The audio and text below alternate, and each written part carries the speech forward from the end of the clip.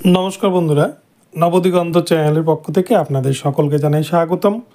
তো বন্ধুরা, এখন আমি আপনাদের সাথে যে আপডেটটি শেয়ার করতে চলেছি, আজকের সুপ্রিম কোর্টের 2022 ডিএলএডের যে মামলা উঠবে বলে আপনাদের সকলে জানিয়েছিলাম, সেই মামলায় আজকে কি ঘটলো, সুপ্রিম কোর্টে কী নির্দেশ দিলেন বিচারপতিদ্বয়। তো চলুন আমরা এই ভিডিও তার বিস্তারিত জেনে নেব। তবে তার আগে বলি, যারা প্রথমবার চ্যানেলটি দেখছেন আপনারা অবশ্যই চ্যানেলটিকে সাবস্ক্রাইব করে নেবেন এ ধরনের আপডেট সবার আগে সর্বপ্রথমে পাওয়ার জন্য।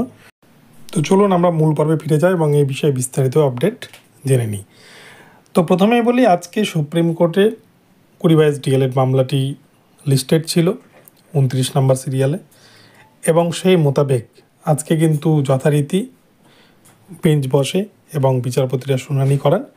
কিন্তু দেখা যায় অদ্ভুতভাবে, ঠিক এর আগের ক্ষেত্রে আমরা যেমন দেখেছিলাম যে পশ্চিমবঙ্গের যতগুলো মামলা ডিওয়াই চন্দ্রচূড় স্যারের আমলে যেভাবে শুনানি হতো না, একের পর এক মামলা টেকেন ওভার হয়ে যেত, ঠিক সেভাবে কিন্তু এই মামলাটিও আজকে ন্যায় নিয়ে আজকে সুপ্রিম কোর্টের বিচারপতিরা এই মামলাটি কিন্তু ওভার করে দিয়েছেন।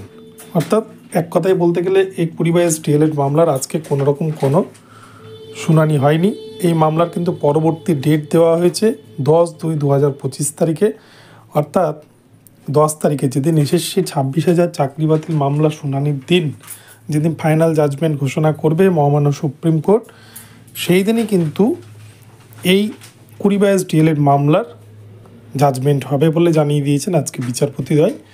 তো 2022 ডিএলএড মামলায় আজকে কোনো আপডেট কিছুই নেই, যেমন চলতো এমনই।